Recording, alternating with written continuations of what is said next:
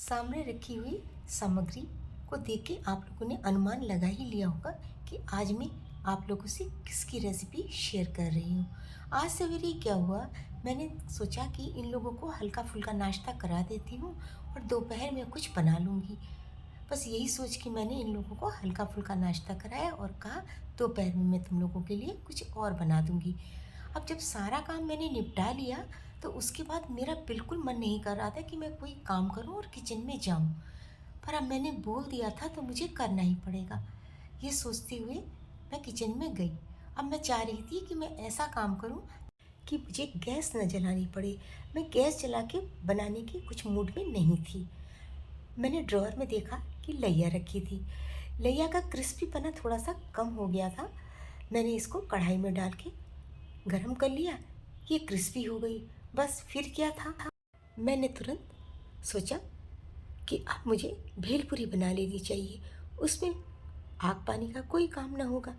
बस उसी समय सारी सामग्री घर में मौजूद थी, निकाली, ट्रे में सजाया, भेलपूरी बनाने की तैयारी शुरू कर दी।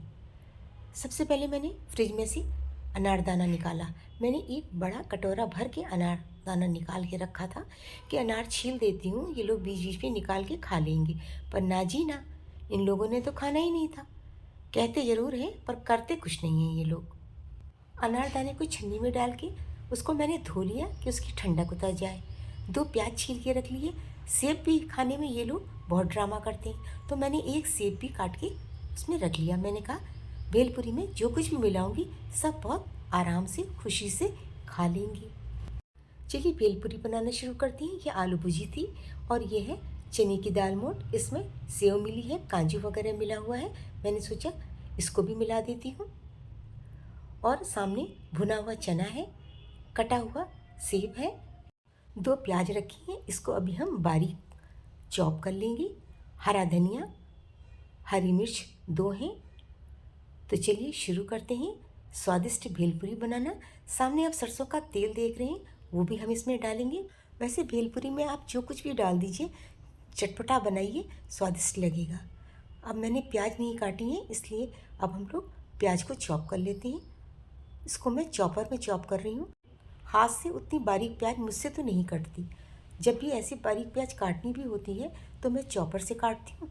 तो चलिए प्याज को चॉप कर लेते हैं। इसमें बहुत आसानी से और बहुत जल्दी से प्याज चॉप हो जाती है।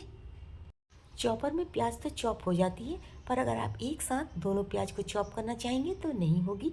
आधी आधी करके इसमें प्याज चॉप होती है, क्योंकि ये बहुत छोटा चॉपर है इसलिए। पर काम चल जाता है, इसलिए कोई फ़र्क नहीं पड़ता। 2-3 बार में प्याज पूरी चॉप हो ही जाती है।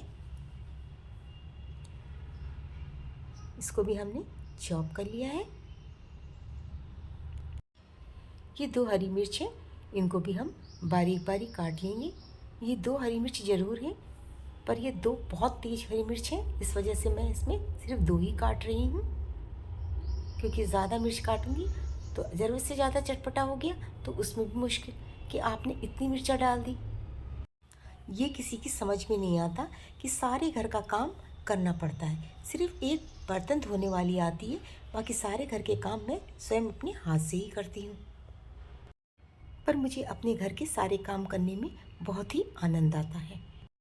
सबसे पहले हम आलू भुजी डाल देंगे, अनारदाना डाल देंगे। बहुत बढ़िया टेस्ट आता है अनारदाने से। ये चने की दाल मोठ है, इसमें सेव और काजू वगैरह भी पड़े हुए हैं, जैसे कि आपको दिखाई भी दे रहे होंगे। जैसी भेलपूरी हम बना रहे हैं मार्केट में, वैसी भेलपूरी आपको कभी भी कहीं भी नहीं मिलेगी। भुना हुआ चना, इसको भी हम भेलपूरी में मिला देंगे। सेब, इसमें सभी कुछ मिक्स हो गया है। सेब, प्याज, हरा धनिया, हरी मिर्चा सब मिक्स हो गई हैं। मिक्स तो हमें उसमें करना ही है, अगर हो भी गई तो उससे कोई फ़र्क नहीं पड़ने वाला। अब हम इस चम्मच से 1 चम्मच हम सरसों का तेल डालेंगे। ज़्यादा नहीं डाल रही हूँ क्योंकि ये प्योर सरसों का तेल है, इसमें झांस बहुत होती है, वो नाक में लगने लगेगी, इस वजह से सिर्फ 1 चम्मच ही डाल रही हूँ। अब भेलपूरी की सभी सामग्रियों को हम मिला देते हैं। अभी इसमें 1-2 चीज़ें मैं और डालूँगी। देखिए मैं आगे और क्या चीज़ें डालती हूँ इसमें। रेसिपी को छोड़िएगा मत, पूरा पूरा देखिएगा, तभी आप ऐसी भेलपुरी बना पाएंगे। अब इसमें हम बारीक कटा हुआ एक टमाटर डाल देंगे। टमाटर का मैंने छिलका उतार लिया है। भेलपुरी बहुत स्वादिष्ट हो जाएगी। अब इसमें साथ में डालेंगे हम थोड़ा सा काला नमक। इसमें मैं केचप भी डाल रही हूँ, परंतु केचप मैं नहीं इस पूरे में डाल रही क्योंकि कोई खाता है केचप, कोई नहीं। भेलपुरी तैयार हो गई है। बहुत ही स्वादिष्ट भेलपुरी बनी है। जैसे कि ये दिखने में इतनी अच्छी लग रही है, खाने में उससे कहीं ज़्यादा स्वादिष्ट है। आप लोग भी एक बार ऐसी भेलपुरी बनाइएगा ज़रूर।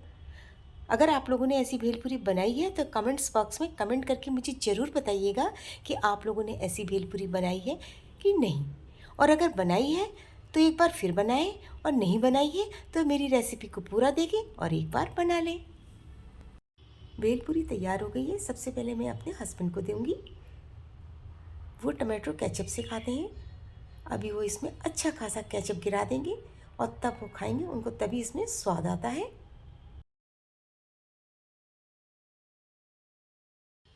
मैंने प्लेट तैयार कर दी है अपने हस्बैंड के लिए भेलपुरी की। उनको भी हरा धनिया बहुत पसंद है, इसलिए मैं उनके में भी ऊपर से थोड़ा हरा धनिया और डाल दे रही हूँ।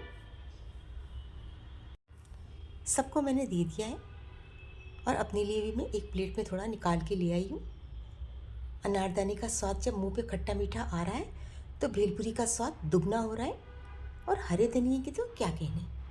आप भी एक बार मेरी तरीके से, इसी तरीके से भेलपुरी को ज़रूर बनाएं और खा के बताइएगा आपको कैसी लगी। कमेंट्स बॉक्स में कमेंट कीजिएगा कि आपको मेरी भेलपुरी की रेसिपी कैसी लगी। लाइक कीजिए, शेयर कीजिए, सब्सक्राइब करना ना भूलिएगा। जय श्री राम।